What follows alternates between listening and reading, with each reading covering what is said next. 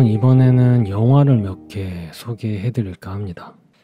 보신 분들도 있겠지만 안 보신 분들을 위해서 추천을 한번 해보겠습니다. 자, 첫 번째 영화는 오두막이라는 영화입니다. 그리고 두 번째 영화는 퓨리, 세 번째 영화는 일라이, 더 북 오브 일라이, 네 번째 영화는 내 사랑입니다. 저는 현재 넷플릭스와 웨이브 두 개를 사용하고 있는데요. 지금 확인을 해보니까 오두막과 퓨리 그리고 내 사랑은 넷플릭스에 있습니다. 그리고 일라이는 다 없는 걸로 봐서는 왓챠나 디즈니 플러스에는 있지 않을까 싶네요. 자, 이 중에서도 가장 제가 추천하는 영화는 오두막입니다.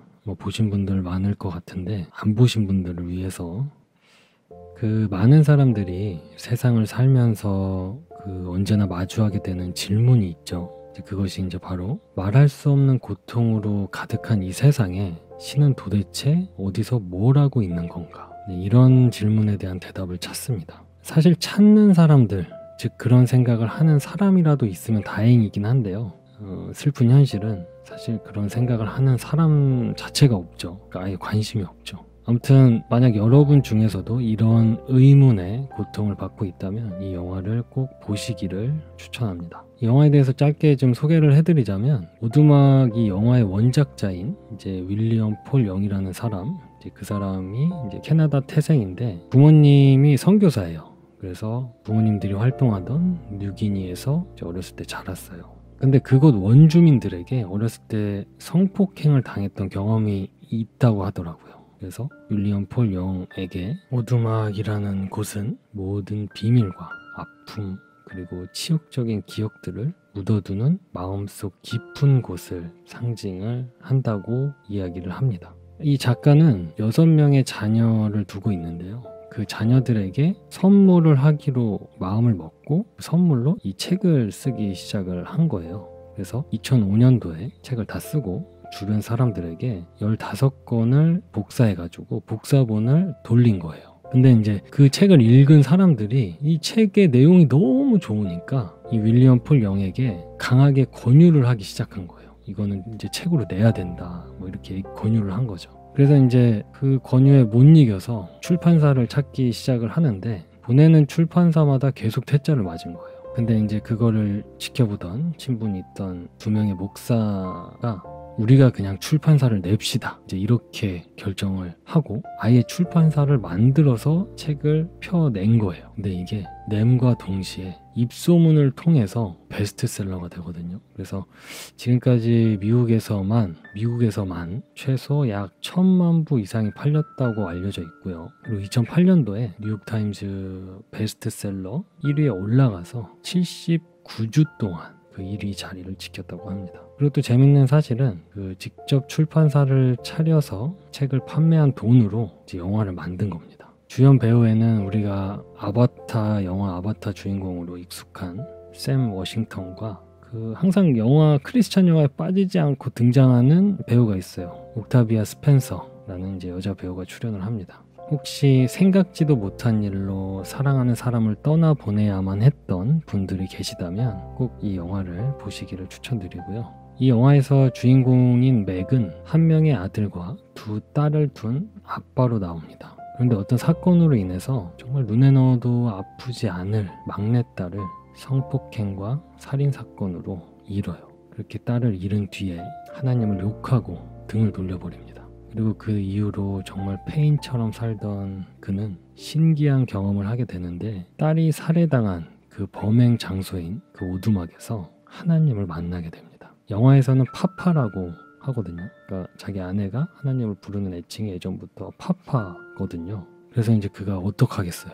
하나님을 만났으니 정말 미친 듯이 분노하면서 계속 하나님께 질문을 해요. 당신은 사랑이라면서 모든 걸 다 할 수 있는 절대자라면서 왜 내 딸이 죽게 놔뒀나요? 그 아이는 아무 잘못이 없는데 왜 그 아이가 죽어야만 했나요? 당신이 정말 사랑이라고 하는 그 신이 맞기는 한 건가요? 끊임없이 분노에 차서 던지는 그 맥의 질문에 파파가 그 진실을 천천히 보여주고 이해시켜주기 시작을 합니다. 영화는 이제 그런 식으로 흘러가요. 이쯤에서 제 개인적인 얘기를 잠시 하자면, 저는 이제 모태신앙으로 태어났지만 근데 뭐 그게 그렇게 중요한지는 사실 전 잘 모르겠습니다. 왜냐하면 저는 중학교 때 이미 교회에서 등을 돌렸거든요.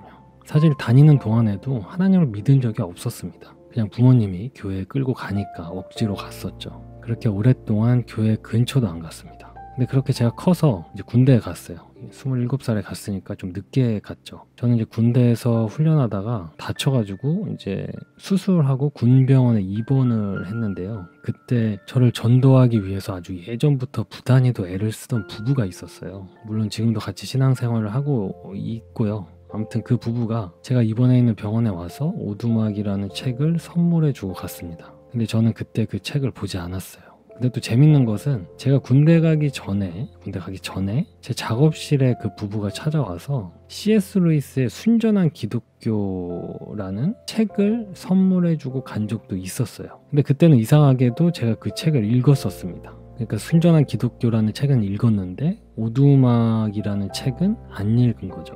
아무튼 그때 그 순전한 기독교라는 책을 보고 확실하게 느낀 건 제가 모르는 뭔가가 분명히 있다라는 확신이 들긴 했습니다. 그게 이제 하나님에 대한 그런 느낌이었어요. 하지만 매번 저의 관심의 온도는 뜨거워지질 못했어요. 계속 미지근했어요. 그러다가 어느 날 문득 그 부부가 저에게 물어보더라고요. 너가 도대체 하나님을 믿지 못하겠는 이유가 솔직하게 뭔지 얘기를 해줘. 그래서 제가 얘기를 했죠. 주류과학. 즉 진화론이죠. 이제 그것에 대해서 얘기를 했더니 그때 비로소 창조과학 세미나를 저에게 알려줬던 것입니다. 그래서 이제 그때 이제 처음 접한 게 사실 창조과학에 대한 내용도 아니었어요. 그냥 진화론을 대표하는 그 몇 가지 제가 알고 있던 내용들이 다 조작이었다는 그런 내용들 뿐이었거든요. 그런데도 불구하고 그때부터 저의 온도가 변하기 시작을 했죠. 근데 그렇다고 해서 하나님을 바로 믿기 시작한 거는 아니었어요. 오히려 부정적으로 차갑게 더 파고들기 시작을 했어요. 아닐 거야. 그동안 내가 배운 진화론에 대한 내용이 다 조작된 거라고? 그럴 리 없어. 저는 이제 그런 마음으로 그 실체를 계속해서 찾아보고 계속 대면하고 마주하게 된 거예요. 결국에 저는 이제 항복하게 되었죠. 그래서 저는 이제 한편으로 이제 그런 생각을 합니다. 만약 당신이 크리스찬으로서 살아가는데 불편하게 하는 것들이 있다면 그냥 덮어놓고 믿으려고 하는 것보다는 오히려 부정적으로라도 차갑게 파고드는 것이 당신의 믿음을 더 단단하게 만들어줄지도 모른다고요. 실제로 하나님께서 말씀을 하셨죠. 하나님께서 가장 싫어하는 것은 미지근한 것입니다. 미지근하면 뱉어버린다고 말씀을 하셨어요. 뜨겁거나 오히려 차가우라고 말씀을 하셨죠. 미지근할 바에는 차라리 차가운 것이 낫다는 말입니다. 아무튼 이 영화 오두막 꼭 보시길 바랍니다. 만약 영화 보는 게 힘드시다면 책으로 보는 것도 굉장히 좋습니다. 자, 그리고 두 번째 영화 퓨리라는 영화인데요.